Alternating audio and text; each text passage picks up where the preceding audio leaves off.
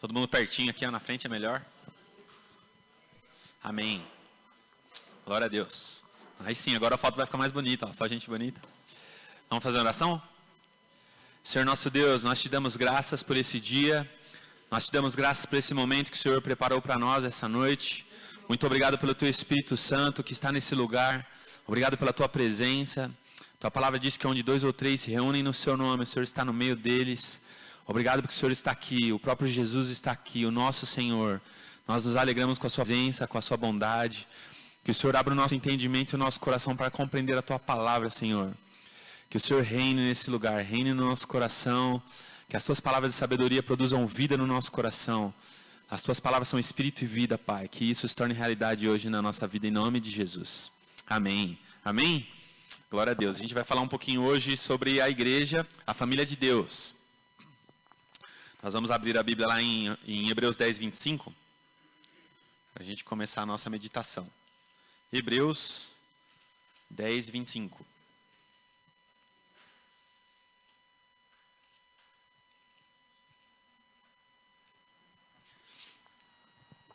Aqui, ó.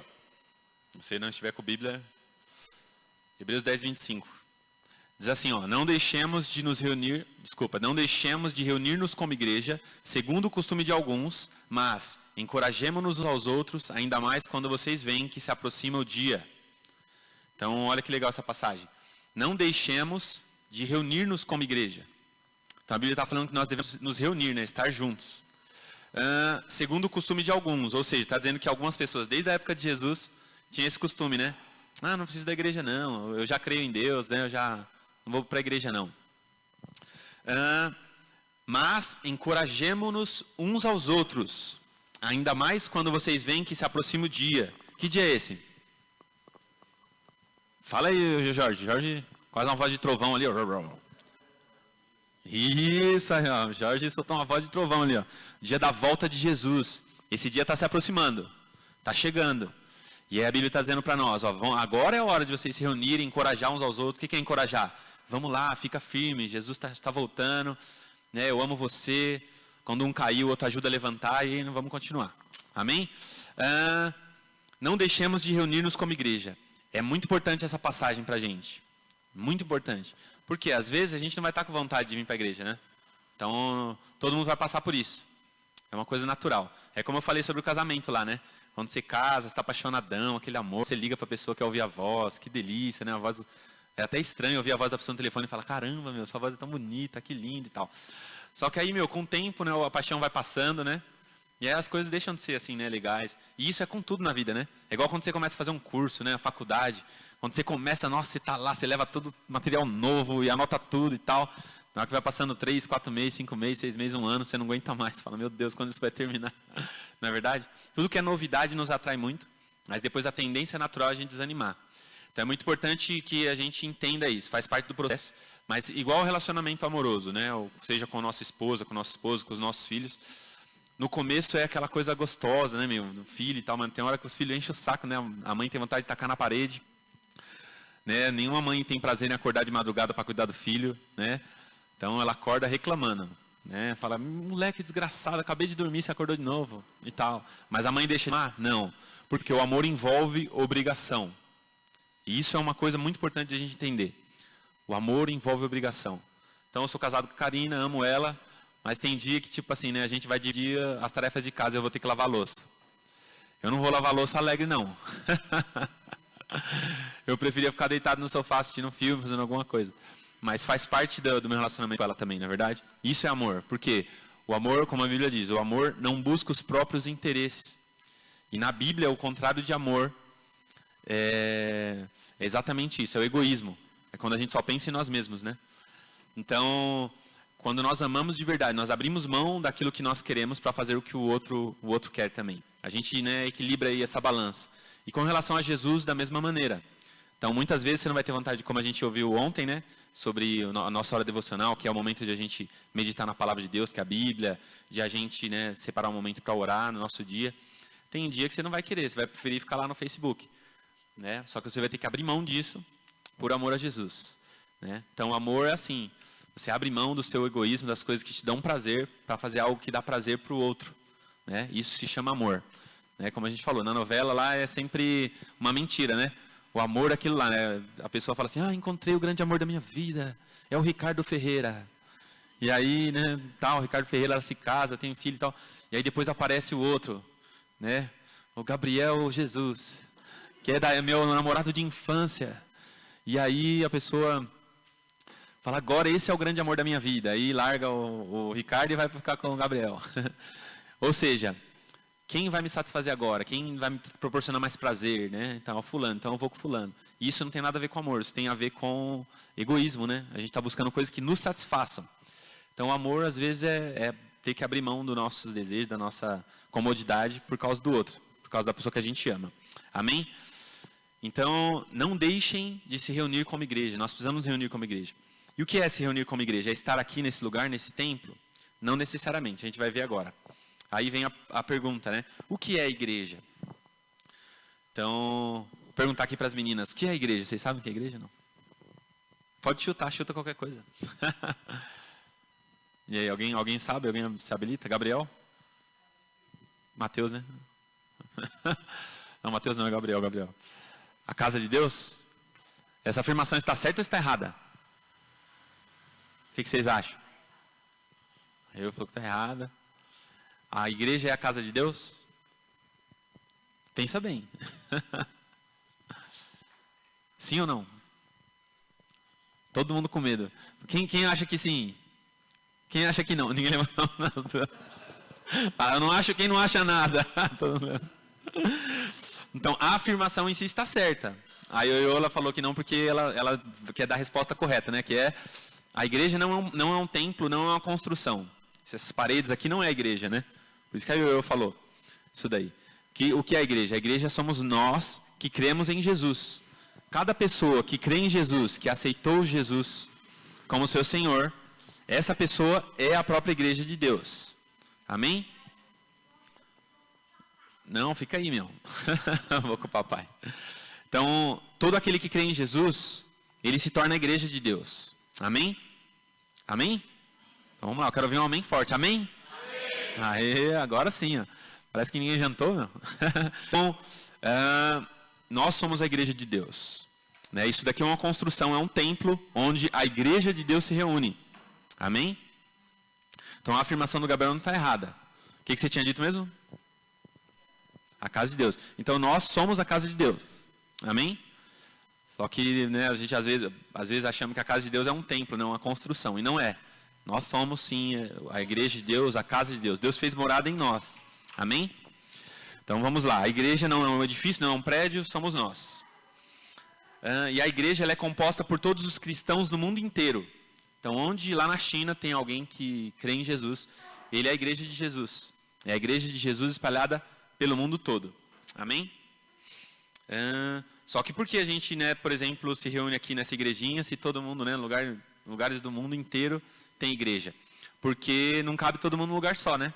Tem gente que quer construir um templo lá, quer construir o templo do Salomão, o templo do Josué, quer fazer um negócio enorme que cabe 50 mil pessoas, né? Quer reunir muita gente.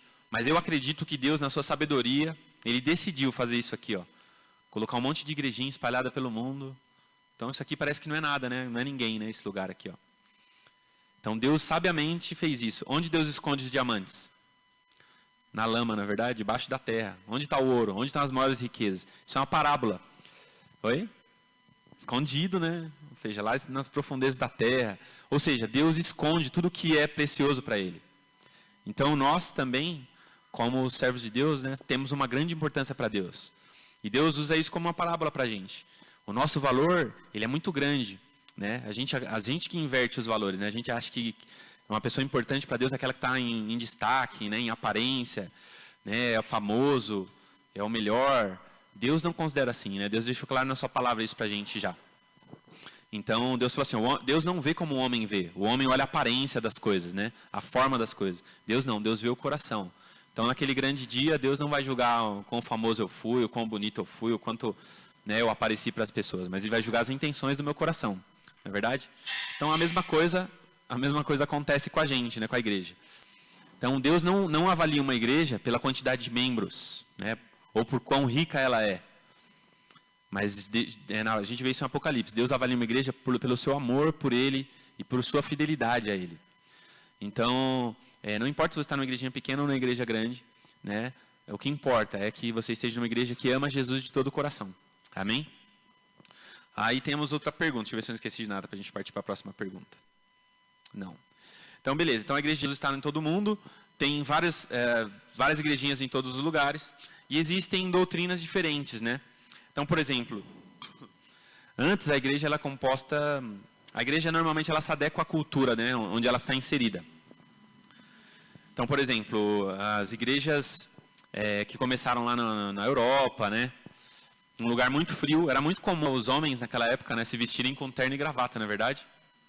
Era aquela época, anos 60, 50, 40, sei lá quando que era. Todo mundo dava de gravatinha, né? As mulheres com aqueles vestidos e tal. E nas igrejas, né, todos eles iam dessa mesma forma. Era um lugar frio, a Europa, né? Não é igual aqui, né, que é um país tropical e tal. E acabou se acostumando as pessoas com essa tradição de irem com esse tipo de roupa. E quando os missionários vieram para cá, os missionários europeus, eles vinham com que roupa? Terno e gravata, né? Ou com essas roupas aí, sei lá. E eles começaram a criar as igrejas da mesma forma, né? Com roupas desse tipo, né? Terno e gravata, as mulheres sempre de saia comprida e tal. E aí, isso virou uma tradição, né? Por isso que algumas igrejas, né, ainda têm essa mentalidade um pouco tradicional, de usar alguns tipos de roupa desse jeito e tal. E aí eles tentam se justificar usando alguns versículos da Bíblia, né? Não, nós somos assim porque, né, tem que ter ordem na igreja e coisa e tal. Mas Deus não está interessado na sua roupa em primeiro lugar. Ele está preocupado com o seu coração. Obviamente que a gente não vai ser desrespeitoso com as nossas roupas. Mas Deus, em primeiro lugar, Ele está preocupado com o nosso coração, com a nossa integridade. Amém? Então, se você é íntegro de coração, ama Jesus, Deus não está preocupado muito com isso. Mas se você conhecer alguém lá do seu trabalho, que é de uma igreja dessas aí e tal, né, você respeita. Né, faz parte da cultura dele, ele acredita que agrada a Deus e tal. Então, a gente respeita. Mas é só para mostrar um pouquinho que existe um pouquinho de diferença de uma igreja para outra, mas é mais por questão cultural, tá? Mas a grande maioria das igrejas, elas creem naquilo que nós cremos, né? Que é a palavra de Deus, no geral. E existem as heresias, é importante a gente falar rapidinho sobre isso, que são pessoas que se utilizam da Bíblia, da palavra de Deus, para enganar pessoas, para criar seitas, heresias. Jesus falou que ia ser assim, né? Jesus profetizou que apareceriam muitos falsos profetas, ou seja, pessoas que falariam em nome de Deus, mas que não conhecem a Deus e não andam com Deus. Então, isso é muito comum a gente ver por aí, né? Várias igrejas. Tem igrejas que são exatamente aquilo que a Bíblia narrou que elas iriam ser. Fazem negócios dos fiéis, né? Então, tudo que elas podem fazer para ganhar dinheiro em cima das pessoas, elas fazem, né? Enganam as pessoas. E elas se utilizam de verdades bíblicas, né? Daquilo que está escrito na palavra. Então, é importante a gente compreender isso também. Que existem pessoas que usam a palavra para enganar. Amém? Ô, boi, pega de água lá para mim, por favor, filho. Por favor. Vamos continuar. Aí entra a pergunta, né? Como eu sei que uma igreja é a igreja certa? Podem falar aí todo mundo o que vocês têm de pensamento. Quando a pessoa está bem no lugar. O que mais? Oi? Tem copo não? O Will vai providenciar aí. O que mais? Digam aí. Podem falar. Pode falar o pessoal da igreja também. Como? Conhecendo a palavra. O que, Peter? Pelos frutos. O que mais? O que lá? Jesus. Prega Jesus, né? A verdade. Amém. Tem a Bíblia como profissão de fé. Minha chave está com acho que as meninas. Então, é basicamente isso daí, né? Nós temos que avaliar algumas coisas importantes para considerar que uma igreja é uma igreja que teme a Deus de verdade, que é uma igreja correta. Então, em primeiro lugar, né, a base de tudo, né, é a palavra de Deus, é a Bíblia. Isso aqui é a base para que uma igreja seja uma igreja verdadeira, uma igreja de Jesus. Ela tem que estar embasada na palavra de Deus. Não teve ainda, né, estudo sobre a Bíblia, né? Vai ter ainda o estudo, vocês vão ver. O livro mais fantástico que existe na Terra. É o livro mais vendido do mundo. É o livro mais lido do mundo. E é o livro que conta coisas que vão acontecer no futuro. Coisas que iam acontecer, que já aconteceram. É um livro fantástico, né? Como Jesus falou. Isso daqui não é apenas palavras, né? Isso aqui é espírito e vida. Então, os homens que leem ele como se fosse um livro comum e tentam entender a Deus com a mente humana, se estrepam. E aqueles que buscam com sede conhecer a Deus, por mais simples que sejam, encontram riquezas absurdas aqui dentro. É a sabedoria de Deus. Deus é magnífico, né? A sua palavra é soberana. Então, como eu sei que uma igreja é certa? Em primeiro lugar, ela tem que estar baseada aqui, ó, na palavra de Deus. A Bíblia é a base fundamental de toda a doutrina e a única regra de fé e prática. E o que isso significa? Que se eu ensinar qualquer coisa para você que não estiver na Bíblia, eu devo ser considerado um mentiroso. Porque a Bíblia, a palavra de Deus é a verdade. O que eu acho, o que eu deixo de achar, pouco importa. Mas a palavra de Deus, ela é a verdade, e ela permanece para sempre.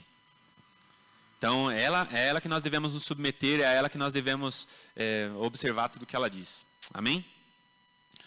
Vamos lá. Uma outra coisa importante. Né? A igreja tem que crer no Pai, no Filho e no Espírito Santo. A Bíblia fala sobre isso. Por isso que a primeira coisa é a palavra, estar embasado na palavra. A segunda é isso. Crer no Pai, no Filho e no Espírito. A Bíblia fala sobre o Pai, fala sobre o Filho e fala sobre o Espírito.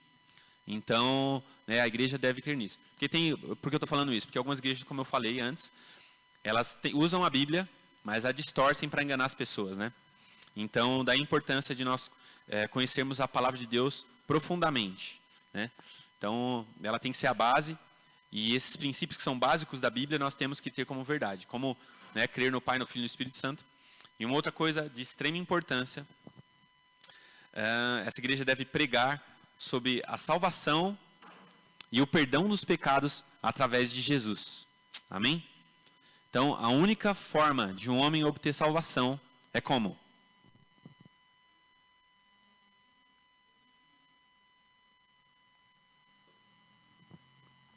Crendo em Jesus, amém? Então, não existe outra forma de você obter salvação na sua vida. Não, mas Eduardo, mas eu sou bom, eu faço umas coisas legais, eu ajudo os pobres. Quem ajuda os pobres vai para o céu? Se não crê em Jesus, não vai. Ah, mas por que? Você é uma pessoa boa. Então, aí a gente vai entrar numa parte importante, né? Nós não somos bons, né? A nossa tendência natural, humana, é sempre de pender para o mal, né? E às vezes nós somos tão maus, que a gente acha que nós somos bons. Eu mesmo, quando eu não era convertido a Jesus, não criei em Jesus, eu pensava assim. Eu falava assim, nunca matei ninguém, não roubo, não fumo, nem cigarro eu fumo, não usei droga. Pô, vou pro céu, meu. Se tem alguém que pode ir pro céu, eu tô junto na lista, né? Então, ou seja, a gente é tão ruim que acha que é bom ainda, né? E até um dia que eu me encontrei com Jesus, e Jesus me fez lembrar, teve momentos que eu lembrei de cada pecadinho da minha vida, desde a infância. Falei, eu tenho coisa que eu lembro que eu tenho vergonha de mim mesmo. Eu falei, Senhor, misericórdia de mim. Por quê? O único que pode nos convencer do pecado, da justiça e do juízo é o Espírito Santo de Deus. Quando o Espírito Santo de Deus entra no nosso coração, ele nos convence. Ele mostra pra gente como a gente é mal. E ele mostra que até as coisas boas que a gente faz, às vezes, é com uma intenção ruim, né? Então, por exemplo, não, mas eu chamo as pessoas para vir, né, almoçar lá em casa. Né? Jesus falou assim, quando vocês forem chamar alguém para comer na sua casa, ou para fazer uma festa, chama aquelas pessoas que nem podem te retribuir, meu. Aquelas pessoas que, né, você acha na rua aí, leva lá para comer na sua casa. Por quê? Porque eles não podem te retribuir. Aí o seu pai vai ver sinceridade no seu coração e vai te retribuir. Jesus estava mostrando isso, que às vezes nós fazemos as coisas porque nós queremos obter alguma vantagem, né? Então, não, vou dar uma festa, convidar as pessoas. Chamei até as pessoas, meus parentes, né, que não gostam de mim e tal. Mas às vezes é por uma intenção errada. É igual como eu falei no encontro, né? Tem um monte de artista agora adotando criança negra da África, né? Virou moda, né? Nos Estados Unidos virou uma moda monstra, né? A Madonna, a Angelina Jolie, não sei quem mais, um monte de gente. Aqui no Brasil também alguns artistas começaram a fazer o mesmo. Então, até que ponto isso? É porque realmente eles amam o ser humano e viram o sofrimento de uma criança africana e foram lá ajudar e decidiram adotar. E até que ponto eles fizeram isso só para tirar foto, postar no Instagram e ganhar milhões de seguidores. E eu não posso julgar, né? Eu não sei a intenção do coração deles, mas Deus vai julgar. Mas o que eu quero mostrar com isso? Que nós, às vezes, fazemos as coisas, não porque nós somos bons, mas porque nós temos interesses egoístas. Lembra que eu falei, né? O contrário de amor na Bíblia é egoísmo. Por isso que fala lá, né? O amor não busca os próprios interesses. Então, toda vez que eu penso no outro e não em mim, eu estou amando. O amor não é um sentimento. Por isso que a Bíblia manda a gente amar nossos inimigos. Ninguém tem sentimento pelo inimigo. Pode até ter sentimento, mas sentimento de ódio, né? De raiva. Mas o que é amor? Amor não é sentir coisa gostosa. Ter sentimento bom. Ai, estou sentindo um amor. Não. O amor pode envolver sentimento, sim. Mas o amor não é um sentimento. O amor é uma decisão firme. Né? Por isso que para casar a gente tem que ter um juiz e testemunhas que vão lembrar a gente. Ó, você se comprometeu naquele dia. Por quê? Porque Deus sabe que o amor não é sentimento. E o sentimento passa. Né? Então, toda vez que você pensar, né, está casado, você fala assim, minha mulher, não sei o quê, alguém vai falar, ó, mas você prometeu fidelidade a ela. Tem lá as testemunhas, né? A gente gosta de chamar de padrinho para diminuir, né? Mas não é. É um contrato que você assina em cartório. Tem um juiz lá. E tem testemunhas garantindo que esse contrato vai valer até o fim da sua vida. Hoje não está valendo mais nada esse contrato, né? Quando o pessoal não quer mais, vai lá e desassina de novo. Mas o correto é a gente compreender isso, né? De que o amor, ele não é um sentimento, ele não é, sabe, qualquer coisa. O amor é uma decisão firme. Então, quando Jesus falou assim, ó, quando ele chama a gente para ser discípulo dele, ele falou assim, ó, faz as contas. Quem primeiro não vai lá e faz as contas? Jesus falou, faz os prós e contras. Ó, servir Jesus, você vai perder isso, perder aquilo outro. E vai ganhar em compensação isso. O que você escolhe? Se você escolher servir Jesus, né, se você fez as contas e escolheu Jesus, não abra mão disso. Amém? Vá até o fim. Ah, mas eu pequei e desanimei. Não importa, eu vou seguir Jesus até o fim. Eu levanto e peço perdão e continuo. Amém? É uma decisão firme, inabalável. E eu tomei essa decisão. Eu posso estar fraco, né? Eu posso estar desanimado, mas eu estou aqui. Aí alguém fala, mas é hipocrisia. Não, hipocrisia se eu estivesse aqui falando assim, estou bem, gente, estou maravilhoso, eu amo Jesus. Eu venho e falo assim, estou mal, estou triste, mas eu não largo Jesus. Amém? É decisão. Isso não é hipocrisia, isso é verdade. Senhor, eis-me aqui, estou quebrado, pecador, desanimado, sem vontade, mas eu estou aqui. Porque para onde eu vou? Só o Senhor tem palavras de vida eterna. Amém? Só Jesus é o caminho, não existe outro caminho. Então, não importa qual é a minha situação, eu busco Ele, eu ando com Ele, eu decidi andar com Ele. Amém? Para sempre. É como no casamento, né? É até que a morte nos separe. No caso de Jesus, a morte ainda vai nos unir com Ele. Isso é maravilhoso, né? Quando a gente pensar que é o fim, né? Tem uma passagem passando na minha mente agora, que fala alguma coisa de quando eu fechar os olhos, né? Eu verei. Alguma coisa, se alguém lembrar, me fala aí. Mas é muito bonita. Então, deixa eu ver que oração aqui para a gente não se alongar muito. Está cedo ainda. Então, como eu sei que a igreja é certa. Então, em primeiro lugar, ela tem que pregar a verdade da palavra de Deus. Ela tem que crer no Pai, no Filho e no Espírito Santo. E pregar que a salvação, a única forma de você obter a salvação é através de Jesus. Não é porque você é bonzinho, porque você não fuma cigarro, não adianta. Por quê? Porque até os nossos atos bons, né, Deus enxerga a nossa intenção errada. Então, muitas vezes a gente faz uma coisa boa, mas com a intenção errada. Não é verdade? Então, vira e mexe a gente faz isso. Todos nós fazemos, né? Então, quando a mãe conhece, né? Quando o filho começa a ficar muito bonzinho, obediente, né? Tem mãe que até desconfia, né? Sabe que o filho não é assim, o que você quer, menino? O marido, a mulher também, né? Tem mulher que já percebe. Quando o marido está agradando demais, a mulher já sabe, né? Que é alguma coisa. Então, por quê? Porque ele está buscando o próprio interesse, né? Na verdade, né? Não está buscando o interesse da outra pessoa, não está amando, né? Então, é isso aí. Vamos continuar. Por fim, por que precisamos da igreja? Por que a gente precisa da igreja? É uma boa questão. Quero que todo mundo aí fale um pouquinho para a gente meditar juntos. Por que nós precisamos da igreja? Pode chutar aí. Fala aí, Maurinha. Juntos somos mais fortes. A união faz o açúcar, né? A união faz a força. O que ela falou está completamente correto, está na Bíblia, né? Melhor serem dois do que um. Porque se um cair, o outro ajuda a levantar. Melhor dormirem dois juntos, né? Porque se um sentir frio, o outro esquenta. Então a Bíblia fala assim. Né? A Bíblia fala assim, um cordão de 3 dobras não se rompe facilmente. A minha avó, eu visitava muito minha avó lá no interior da Bahia, né? Na roça mesmo. Foi uma experiência muito boa para mim, assim, na infância, de poder ir na roça, assim, né? Não tinha água encanada, não tinha luz elétrica, não tinha nada. Tudo que fosse fazer lá, né, tinha que ser de uma forma bem primitiva, né? Não tinha as tecnologias que existem hoje. Então, uma das coisas que minha avó fazia lá é linha. A gente fazia de tudo, carvão, a gente que fazia, né? Cavava um buraco no chão, enfiava as madeiras lá dentro, cobria cobria de palha, depois cobria de terra, e fazia uns furos lá, deixava queimado vários dias, depois abria, tinha só carvão, é muito louco. Eu lembro disso quando eu era criança. Uma das coisas que minha avó fazia é linha. A gente colhia o algodão no pé, e minha avó tinha um negocinho de madeira, assim, ó, como se fosse um palito bem comprido, e na ponta uma rodelinha de madeira, assim, como se fosse uma rodinha, né? Encaixada, que rodava assim, ó, parecia um peão, né? Com a ponta pequenininha e com a outra parte, uma haste bem grandona. E ela amarrava, né? Pegava como é o nome? O algodão, né? E enrolando assim, ó, fazia uma linhazinha pequenininha, amarrava ali, e depois ia rodando esse negócio e puxando o algodão assim, ó, ia formando uma linhazinha, né? Bem fininha. Ela ia, né, tinha que ser uma coisa bem manual e tinha que ter bastante experiência para não sair umas bolinhas, né, na linha. Aí ela fazia uma linha bem comprida, né, enrolava, depois fazia outra, até que ela pegava e enrolava uma linha na outra e fazia um cordão de 3 dobras. Quando era uma só, a gente fazia força assim, ó, quebrava muito facilmente, né? Mas aí quando ela enrolava as 3 assim, ó, bem fininha, aí você podia bater assim forte com o dedo, cortava o dedo, mas não quebrava ela. E ela usava para costurar. Minha avó tinha uma máquina de costura lá, né? Aquelas manual também, né? Manual não, é pesal, né? Porque tinha que fazer com o pé. Então ficava mexendo lá, ó, e fazendo, né? Costurando.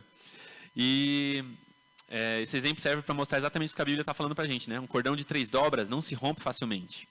Quando você está sozinho, né? Você é mais fácil de ser vencido, né? Mas quando você está junto com alguém que te apoia, que ora por você, que te encoraja, né? As coisas se tornam mais fáceis. Por isso que a gente precisa da igreja. Amém? É um dos motivos de nós precisarmos da igreja, como a Maura falou. Então, eu sou muito abençoado, muito fortalecido por pertencer a essa igreja. Né?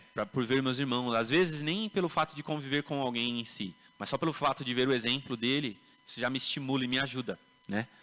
Então, é muito importante. Que nem o nosso irmão Wilson ali, ó. Aquele homem bonito ali de cabelos grisalhos. Para quem não conhece, levanta a mão, irmão Wilson. Pessoal que não te conhece. Então, ele é um grande exemplo, um grande homem de Deus. Ele está há anos aqui na nossa igreja. Né? Já passou por grandes dificuldades na vida pessoal dele, mas ele está sempre aqui. Ó. Hoje mesmo ele falou, estava lá com meu pai no hospital, fiquei um tempão lá. Né? Ele podia estar lá descansando um pouquinho, né, na casa dele, mas ele está aqui. Ó. Ele é um grande homem de Deus, um grande exemplo de perseverança para nós. Então, por isso que nós precisamos uns dos outros, né? Nos inspirar uns dos outros, nos ajudar uns aos outros. É muito importante. O que mais? Por que nós precisamos da igreja? Só uma hora falou até agora. Nós somos um corpo, um edifica o outro. O que é edificar? Mas o que significa a palavra edificar? Crescer está certo. Só quero que fortalece. Mas o que significa a palavra edificar? Construir. Isso. Por exemplo, isso aqui é um edifício, né? Foi edificado, construído. A palavra edificar significa construir. Então, nós construímos uns aos outros. Né? Como? Às vezes até errando um com o outro. Né? Porque na igreja não existem pessoas perfeitas. Né? Se tem um lugar, como o pastor Cláudio Duarte fala, se tem um lugar para ter gente pecadora, é dentro da igreja. Não é verdade? Aqui tem ex-alcoólatra, ex-drogado, ex-mentiroso, ex-fofoqueiro, está todo mundo aqui. Né? E alguns ainda atuais, né? Está se livrando, se libertando, tentando melhorar, buscando o perdão dos seus pecados em Jesus. Mas a diferença é que as pessoas que erram, que estão aqui dentro, é que elas reconhecem que são pecadoras e estão buscando em Jesus mudar a sua vida. Diferente das pessoas do mundo que erram, mas estão lá, né, e achando que é bonito. Né? Então o cara fuma, hoje não é tão bonito, mas antes, né, a gente vê nos comerciais de televisão o cigarro lá, né? Então o cara fumava pra caramba e subia uma montanha enorme, chegava lá em cima e... Né? Então, tem um cara desse aí, eu acho que era o cara que fazia um comercial da Marlboro, se eu não me engano. Ele não tem as 2 pernas, né? Não sei nem, eu acho que ele já até morreu. Mas ele teve efisema pulmonar, perdeu as 2 pernas, teve... Qual é o nome daquilo lá que dá nas pernas, que perde a perna? Gangrena. Então, perdeu as 2 pernas, por causa do cigarro. Só que isso, né, os caras não vão mostrar na televisão pra gente. Então, ou seja, aquilo que nos escraviza no mundo, a gente tem como se fosse algo de liberdade, né? Algo que nos torna, né, pessoas livres, né? Então, quando uma pessoa fala assim, eu faço o que eu quiser da minha vida, eu sou livre, meu. Né? Na verdade, ela não faz o que ela quer, né? Ela está viciada, presa pelo cigarro, pelas drogas, pela mentira. Porque a mentira também é um vício, né? E não é um pecado menor do que o alcoolismo, do que outros tipos de pecado. Murmuração, reclamação, falar mal dos outros. Né? Tudo isso é pecado. E Deus considera pecado. Então não existe pecadinho e pecadão. Pecado é pecado, né? Existem consequências diferentes, né? Então se uma pessoa matou alguém, ela vai ter que cumprir a pena dela. Né? É diferente de uma pessoa que mentiu, que pode se prejudicar ou prejudicar outra pessoa, né? Vai colher as consequências disso daí. Mas para Deus é pecado do mesmo jeito. Amém? O que mais? Por que nós precisamos da igreja? Então a gente falou sobre a importância de serem dois, né? Falamos sobre a importância de edificar, né? De fortalecer um ao outro. O que mais? O que vocês têm aí como sugestão? Um de cada vez para não dar briga, senão... Então eu vou falar aqui. Algumas coisas que eu separei, ó. Então, fortalecimento espiritual, como algumas pessoas falaram, a gente pode mencionar aí Hebreus 10, 25, que a gente já leu, né? Então a Bíblia fala assim, ó, não deixem de se reunir como igreja, segundo costumes de alguns. Ao contrário, né? Encorajem-se uns aos outros, fortaleçam uns aos outros, estimulem uns aos outros. Daí a importância de nós pertencermos a uma igreja. Né? Não tem como nós caminharmos sozinhos. Deus nos fez para sermos seres sociais. A Bíblia fala que aquele que se isola procura interesses egoístas e acabará mal. Isso é um provérbio. Aquele que se isola busca interesses egoístas e acabará mal. Nós não podemos nos isolar. Nós precisamos uns dos outros. Né? Pode ver que quem se isola normalmente é porque está magoado, que, né, tretou com alguém da igreja, ou está ferido, ou está se fazendo de vítima. Aqui ninguém me ama, ninguém me quer, eu vou ficar sozinho, a igreja ninguém me ama. Né? Então, ou seja, é uma coisa que nós permitimos que o diabo jogue na nossa mente e nós acreditamos na mentira como se fosse verdade. Nós não podemos acreditar na mentira do diabo. Então, quando a Bíblia fala sobre amor, é uma coisa que eu tenho, né, aprendido e tenho orado a Deus para conseguir aplicar na minha vida. Quando a Bíblia fala de amor, ela não fala sobre o amor da igreja para com você. Ela fala do seu amor para com a igreja. Jesus falou assim, ó, né, amem o seu próximo como a ti mesmo. A Bíblia não falou, fiquem esperando que a igreja ame você como ela ama a si mesma. Isso não está na Bíblia. Então não acreditem nessas mentiras do diabo, de ficar se fazendo de coitadinho, né? Ah, ninguém me ama, ninguém... Por quê? Porque às vezes isso pode ser uma mentira do diabo. Né? E Satanás vai usar isso aí para nos afastar de Deus. Todos nós passamos por fases de carência, né? Então nós temos que tomar muito cuidado com isso, para não permitir que o diabo alcance vantagem, né? Sobre isso, né, na nossa vida. Então, muitas vezes eu já vi isso, né? Já aconteceu comigo e já aconteceu com outras pessoas também, próximas de mim. De, né, por causa de uma fase da nossa vida, a gente achar que alguém fez alguma coisa ou deixou de fazer alguma coisa que a gente achou que merecia e começar a se fazer de vítima, se afastar de Deus, se afastar da igreja, se afastar das pessoas. Então não permita que isso aconteça na sua vida. Amém? Amém? Aí sim. Então não permita. Se o diabo vir falar alguma coisa, você fala assim, ó, eu tenho que amar a igreja. Então você está com vontade de ganhar chocolate? Vai lá você, compra um chocolate e dê para alguém.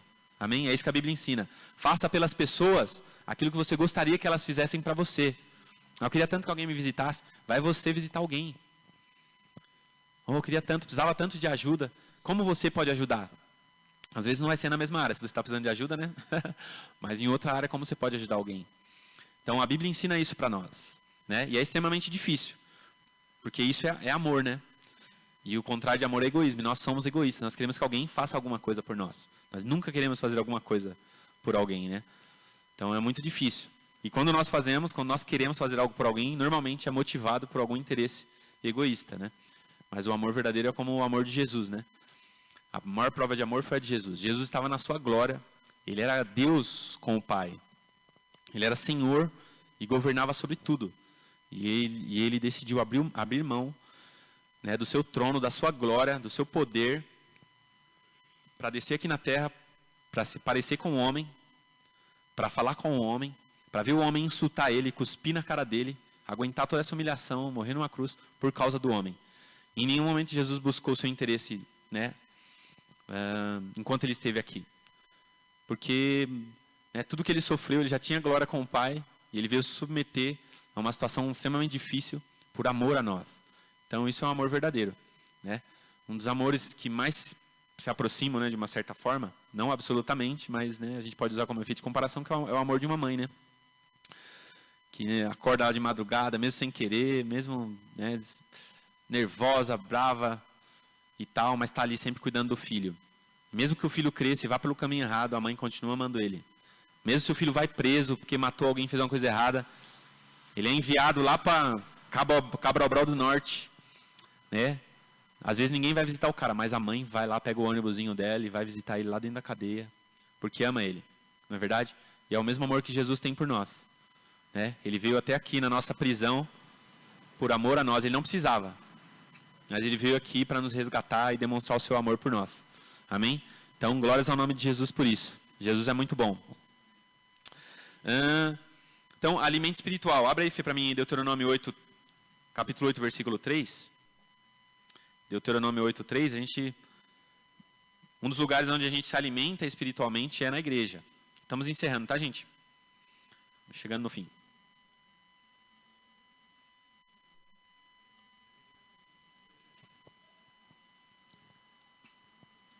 Isso é uma passagem do Antigo Testamento, quando Deus está falando com o povo.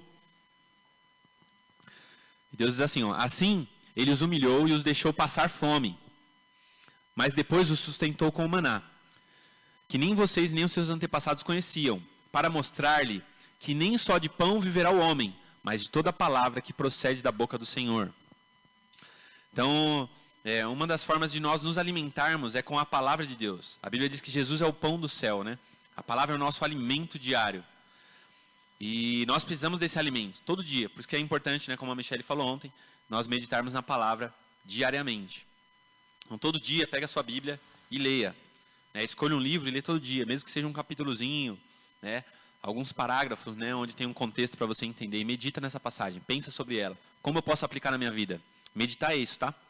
Meditar não é ficar assim, ó. Meditar é você ler uma passagem e pensar assim, ó. O que isso significa? O que Deus está querendo falar com isso daqui? Como eu posso aplicar isso na minha vida? Como eu posso viver isso aqui? Então, isso é meditar. Amém? É você ficar pensando, conjecturando, né? Perguntando para a Bíblia. Então, é um alimento espiritual, a gente necessita. E uma das formas da gente se alimentar é estando com a igreja. Né? Então, não necessariamente numa reunião formal. Como eu falei, às vezes você vai estar com os irmãos jogando futebol ou comendo uma pizza. Né? Mas quando você está com pessoas que amam a Jesus, alguém vai falar alguma coisa em que você vai ser fortalecido. Né? Então, por exemplo, eu já tive num contexto, eu lembro que eu estava com muito medo, comecei a meditar nas coisas do futuro, né, e tal, meu coração ficou meio atemorizado, né, era novo convertido, e eu fiquei pensando na grande tribulação, né, que vai vir sobre o mundo, a perseguição da igreja, né, meu.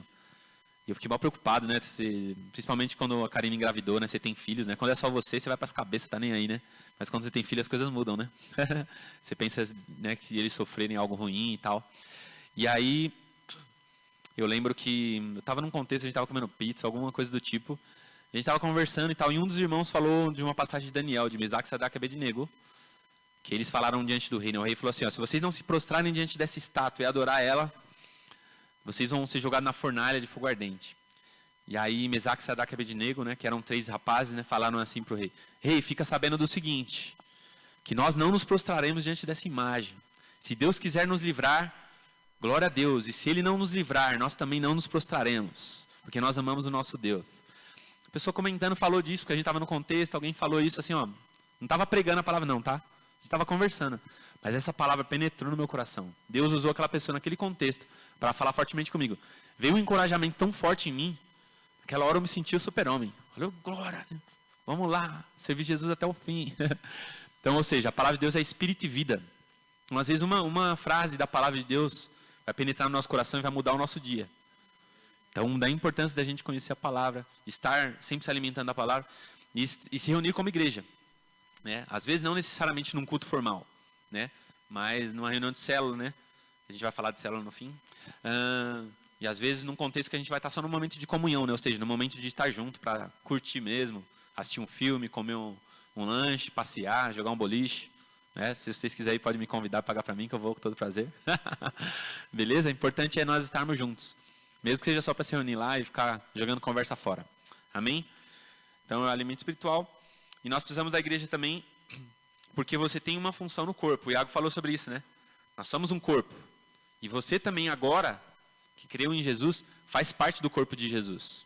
Né? O que é o corpo de Jesus? Não esse corpo literal aqui, né? Mas é como se fosse um corpo espiritual, né? Um exemplo que Deus dá. Jesus é o cabeça.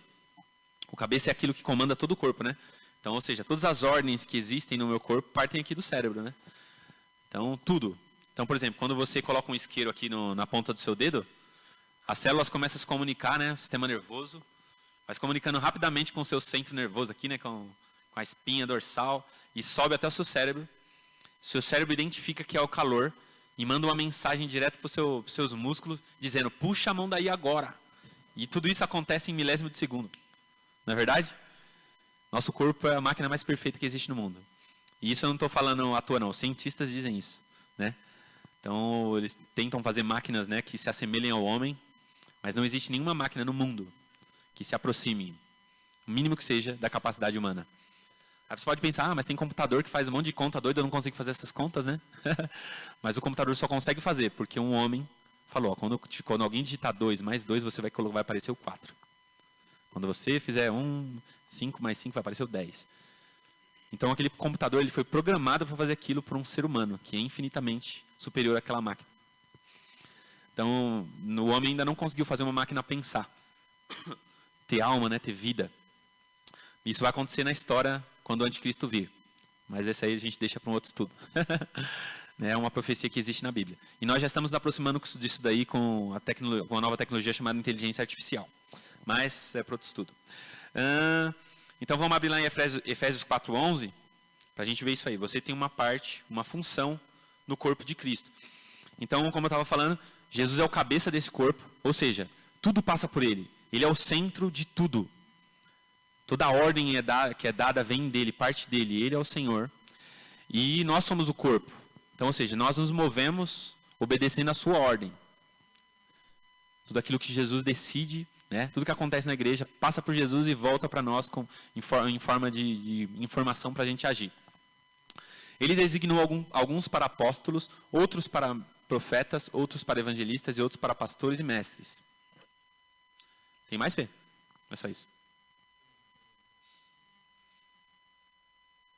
Com o fim de preparar os santos para a obra do ministério, para que o corpo de Cristo seja edificado. Pode continuar aí, Fê. Até que todos alcancemos a unidade da fé e do conhecimento do Filho de Deus e cheguemos à maturidade, atingindo a medida da plenitude de Cristo. Volta aí, Fê, no 12, eu acho. Deixa eu ver se é isso. Deixa eu abrir aqui na minha Bíblia, que eu li aqui. Efésios 4:11.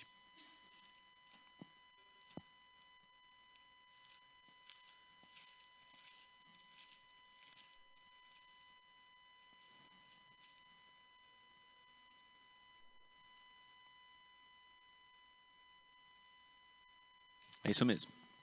Vou ler novamente aqui o 11. Ele designou alguns para apóstolos, para profetas, para evangelistas e outros para pastores e mestres, com o fim de preparar os santos para a obra do ministério, para que o corpo de Cristo seja edificado. Então, ou seja, por que existem líderes, né, na igreja? Para preparar os santos para todos cumprirem o seu ministério, o seu papel. Ou seja, todos nós temos um papel no corpo de Cristo. Todos. Ah, mas eu nem faço tanta coisa e tal. Mas você tem a sua função. Amém? Como eu falei, às vezes vai ser só o seu exemplo que vai ajudar pessoas na igreja. E isso pode ser um ministério seu, uma forma de você trabalhar para Deus. Então, às vezes Deus vai te chamar para fazer alguma coisa, né? Separar você para ser, sei lá, um pastor, um mestre, um faxineiro da igreja, não importa. Nós que estabelecemos, né, o que é bonito e o que é feio. Mas para Deus não existe isso, né? Ao contrário, a Bíblia diz que aquele que serve no reino dos céus é o maior. Então, todo aquele que tiver a disposição maior de servir, seja em qual função for, né, esse é maior no reino dos céus do que aqueles que só querem aparecer, né, que vão ser humilhados, como diz a Bíblia.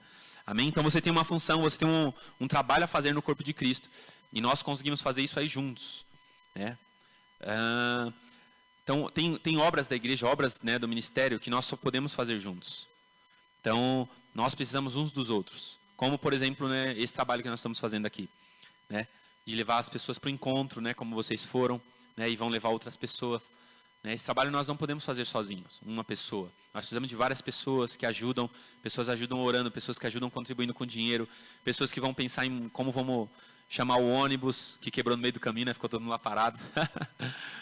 tem gente preocupada com o alimento, tem gente preocupada com se as camas vão estar limpas lá, tem gente que vai antes, tem gente que ajuda doando alimentos na igreja para a gente comer lá, né? Tem gente que se dispõe a ir, né? Tem gente que fica sem dormir, tem gente que ora lá o dia inteiro por vocês. Ou seja, nós precisamos, né, do corpo de Cristo. Quando vocês voltam, tem pessoas preocupadas, né, em ajudar vocês a permanecerem firmes, né? Nos preocupamos em preparar, né, esse momento aqui, a gente meditar, estar junto. Então, nós precisamos, né, uns dos outros, né? A igreja precisa de cada um, né? Nós somos como um corpo mesmo. A Bíblia fala que se cada parte do corpo fizer o seu papel, tudo funciona perfeitamente bem, né?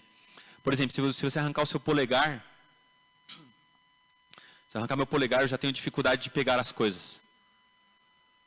Por quê? O polegar tem uma função importantíssima. Então, qualquer coisa que eu vou pegar, se eu não tiver o polegar, dificulta muito. Então, cada partezinha do nosso corpo é fundamental. Nós perdemos o dedão do pé, a gente perde o equilíbrio, só para você ter ideia. Então, para vocês verem como é importante a gente... cada partezinha do corpo. Não importa a função. Para Deus ela é importante. Amém?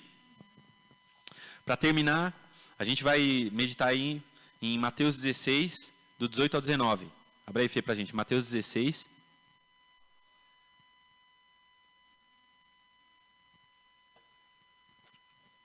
do 18 ao 19. Eu lhes digo que você é Pedro, e sobre essa pedra edificarei a minha igreja, e as portas do Hades não poderão vencê-la. Eu lhe darei as chaves do reino dos céus. O que você ligar na terra terá sido ligado nos céus, e o que você desligar na terra terá sido desligado nos céus. Jesus fala assim, ó, eu edificarei a minha igreja. Igreja, o termo original de igreja é eclésia, né, no grego, que quer dizer assembleia ou senado. Por exemplo, os romanos lá, quando eles começaram lá no Império, eles tinham uma igreja, que era o senado, né, era aqueles que decidiam. Então a igreja hoje é mais ou menos assim. A igreja é como se fosse um senado, uma Câmara dos Deputados, vamos dizer assim, né? Que decidem algumas leis. Não é isso que Jesus está falando? O que você ligar na terra terá sido ligado nos céus, e o que você desligar na terra terá sido desligado nos céus. Em uma outra passagem semelhante a essa, diz assim, ó, os pecados que vocês perdoarem serão perdoados, e os pecados que vocês retiverem serão retidos. Jesus deu autoridade para a igreja. Não existe na terra uma força mais poderosa que Deus estabeleceu que não seja a igreja. A igreja é a força mais poderosa que existe na terra hoje. Olha o que Jesus falou, as portas do Hades, do inferno, não prevalecerão contra a igreja. Muitas coisas que acontecem na nossa nação, por exemplo, acontecem porque a igreja orou e agiu. E muitas coisas que deixam de acontecer, exatamente porque a igreja não orou e não agiu. A igreja foi negligente. Por quê? Porque nós, como igreja, temos autoridade. Essa autoridade não foi dada para um indivíduo, tá? Para assim, eu sou igreja, então eu vou tocar o terror no mundo. Não. Essa igreja foi dada para... Esse poder foi dado para a igreja. Quando nós nos reunimos como igreja, lembra? Quando 2 ou mais estiverem reunidos no meu nome. É exatamente como naquele desenho do Capitão Planeta. Quem lembra desse desenho aí? Pela união dos seus poderes, eu sou o Capitão Planeta. Lembrou aí, né, Lecão? Não, era a sua época, ele. Então, é mais ou menos assim. Né? O poder de Deus, ele se manifesta quando a igreja está unida. Né? Por isso que uma das estratégias de Satanás é dividir a igreja. Porque a Bíblia diz que um reino dividido contra si mesmo não pode subsistir. Né? É por isso que Satanás, ele conseguiu criar, por exemplo, no nosso país, alguns partidos políticos que tentam dividir a nossa sociedade. Né? Então, eles ficam tentando separar negros e brancos, né? Pessoas do Nordeste com pessoas do Sul. Por quê? Porque se eles conseguirem dividir o Brasil, eles destroem o Brasil. E aí eles conseguem instaurar um novo modelo de governo. Então, por isso que existem tantas pessoas fazendo isso, por isso que o diabo usa essa estratégia dentro da igreja, tentando dividir as pessoas. Né? Nós não devemos permitir que Satanás faça isso. Né? Meu irmão tem pecados assim como eu, então eu devo amar ele. Ah, mas o fulano falou mal de mim, então eu vou falar bem dele, porque a Bíblia ensina que eu devo falar bem dele. Eu devo amar ele, devo perdoar, né? Devo andar junto. Se eu precisar sentar com ele para conversar, eu vou sentar com ele e vou conversar. Amém? Mas nós devemos estar juntos, unidos. Porque uma das estratégias de Satanás é tentar nos dividir, nos separar, né? Colocar orgulho no nosso coração, né? Ele chega no seu ouvido e fala, ó, meu, você é muito melhor que o fulano, você ora mais que ele, lê mais a Bíblia. Aí você começa a ficar, esses irmãos aí, não lê a Bíblia, não ora. Caramba, eu que sou. Glórias a mim, louvado seja eu. E aí, a gente começa a desprezar o nosso irmão, criar divisão na igreja. E Jesus não ensinou isso. Jesus ensinou o quê? Se eu estou bem, eu tenho que ajudar aquele que está mal, amém? A Bíblia diz assim, ó, aquele que está de pé, cuide para que não caia. Por quê? Porque todos nós somos falhos, pecadores, necessitados da graça de Deus, necessitados da ajuda de uns dos outros, amém? Eu não sou melhor que nenhum outro irmão, e nenhum outro irmão é melhor que eu. Todos nós precisamos de Jesus.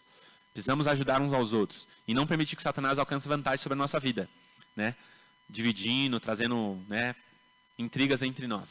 Então é muito importante guardar isso no coração. Por quê? Porque quando nós estamos unidos, né, o poder de Deus se manifesta em nós. Deus fala assim, ó, que Deus ordena a bênção quando há unidade entre os irmãos. Então por isso que é importante a igreja estar unida, né, unida de coração, para fazer a sua obra, fazer a sua vontade. Que a bênção de Deus vem. E nós temos a autoridade de Deus para plantar e para arrancar aquilo que foi plantado. Por exemplo, nós temos orado há muito tempo aí a respeito do Ninguém Dorme que estava tendo aqui, né? Não sei se todo mundo conhece. Então nós temos orado como igreja para que isso acabe. Porque é um lugar, né, onde muitas crianças se drogam, se prostituem, né? Acontece pessoas morrem de overdose, né? Acontece um monte de crime. Pessoas que passam mal não conseguem sair da sua casa, tirar o carro para levar um parente no hospital, né? Então nós temos orado para que isso acabe há um bom tempo, né? Nós temos profetizado, falado. E a gente orou e acabou por um tempo. A gente parou de orar e aí voltou. E aí nós continuamos orando, amém? Pessoas da igreja estão orando, né? O Darcio mesmo que não está aqui, ele, todo final de culto, ele, irmão, você não falou do Ninguém Dorme, nós temos que continuar orando, porque Deus está agindo, nunca mais teve. Eu falei, é isso mesmo, irmão, glória a Deus. E não, nunca mais teve mesmo, irmão. A polícia está aí todo dia, quase agora. Todo sábado a polícia desde tarde já começa a ficar aí, não aparece ninguém. Então, ou seja, a oração do justo pode muito em seus efeitos. A igreja tem a autoridade para estabelecer e para tirar. Então nós, como servos de Deus, temos essa autoridade, nós temos que profetizar. Amém? Minha garganta tá meio ruim, já há semanas já, né? Inflamada, tá um negócio estranho. E aí, né, a gente orou até no encontro e tal. Eu tô tomando uns remedinhos lá, eu fui no médico. Mas aí, ontem eu falei pra Karina, ora por mim aí, põe a mão aqui e tal. Ela falou, agora? Eu falei, agora. A gente tem o costume de falar, ora por mim, ela tá bom, eu vou orar e tal, né? Então, por causa da nossa credulidade, às vezes a gente deixa para depois, né? Fala, tá bom, eu vou orar, tá? Deus abençoe. Mas, o que você faz? Ah, estou sentindo, vem aqui que eu vou orar por você no nome de Jesus. Você crê que você pode ser curado? Vamos orar. Amém? E ela orou, eu creio. Eu creio que vai estar perfeito isso aqui, em nome de Jesus. A glória de Deus. Amém? Então você, agora que faz parte da igreja de Deus, tem autoridade, poder para agir, para manifestar o poder de Deus na terra. Amém? Nós temos que orar pela nossa nação, pelos nossos governantes, abençoar o lugar onde a gente vive. A Bíblia manda isso. Você quer ter paz na cidade? Ora pelos líderes da cidade, ora para que haja paz na cidade. Amém? Então nós como igreja devemos orar e agir. Como é agir? Nos posicionando, amém? Em todas as áreas da nossa vida. Então se você está lá e tem um irmão falando mal do outro, o que você faz? Você tem que se posicionar. Com amor e com sabedoria. Não é falar, cala a boca. Não. Você vai falar com amor, fala, irmão, né? Glória a Deus, vamos abençoar ele, né? Se ele tem esse problema, nós vamos orar por ele e vai ser uma bênção. Em nome de Jesus, amém? Então nós temos que ser agente de transformação, de mudança. Não colaborar. Ah, você viu o irmão lá, mal não sei o que lá. É verdade, eu também reparei, meu. Esse irmão aí, viu? E a gente está colaborando para o mal, né? Então nós não podemos ser assim, né? Nós temos que fazer o contrário. Ah, você viu lá o irmão lá, meu, mó feinho. Fala, meu, mas ele é bem, ele é de Jesus, rapaz. É feio, mas está salvo. Amém? Glória a Deus. E por último, vou falar só da célula. A nossa igreja, nós nos reunimos em células. O que é isso? Né, a gente reúne em pequenos grupos, né, nas casas, né? Então, por exemplo, a minha célula é de quinta-feira. Então, toda quinta-feira a gente se reúne na casa de alguém. Momento para a gente ficar junto, né? O Leca da minha célula, quem mais da minha célula está aí? O Gera, o Boi. Então, a gente, né, vai para casa de algum de nós, né? Ou na minha casa, ou na do Leca, ou do Gera, ou do Boi. Do Boi a gente não foi ainda, né? De Leus, logo mais nós vamos lá. De Leus faz uns bolos bons. E aí a gente se reúne e a gente ora, né? Conversa um pouco, troca umas ideias a respeito da palavra de Deus, né? Canta os louvores a Deus. É um momento de ter comunhão e de ser igreja. Amém? Então, você provavelmente vai estar inserido também numa célula, ou já está. Então, continue firme. É uma oportunidade de a gente se reunir como igreja e conhecer mais de Deus. Amém? Deus é muito bom. Amém? Bom, agora sim, está todo mundo animado, assim que eu gosto. Vamos fazer uma oração? Aí a gente encerra. Senhor nosso Deus, nós te damos graças por esse momento que nós estivemos aqui. Obrigado pela tua palavra. A tua palavra é poderosa, Senhor. Ela muda a nossa mente e o nosso coração. Que nós sejamos renovados, Pai, transformados pela renovação da nossa mente. Através da sua palavra, do seu poder. Manifesta em nós a tua graça, manifesta em nós o teu poder. Nós precisamos do Senhor, nós precisamos da sua força. Tua palavra diz, digo fraco, eu sou forte. Nós somos fortes em ti, porque o Senhor é a nossa força, o Senhor é a nossa fortaleza. Nós dependemos do Senhor. Não há nenhum outro lugar que nós queiramos estar, Senhor, senão na tua presença. Esteja conosco, nos ajuda, nos abençoa. Seja conosco todos os dias da nossa vida, Senhor.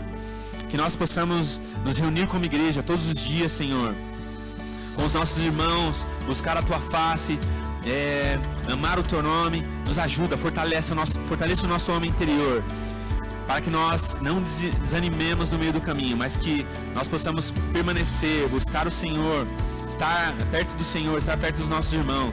Nos ajuda, abençoa-nos como igreja, como corpo, para que a tua glória e o teu reino venham, Pai. Em nome de Jesus nós oramos e te agradecemos. Amém. Amém? Glória a Deus. Hoje eu vi que tinha alguns negocinhos ali para comer, então não vai embora com pressa. Vamos comer aí e ficar juntos, amém? Deus abençoe.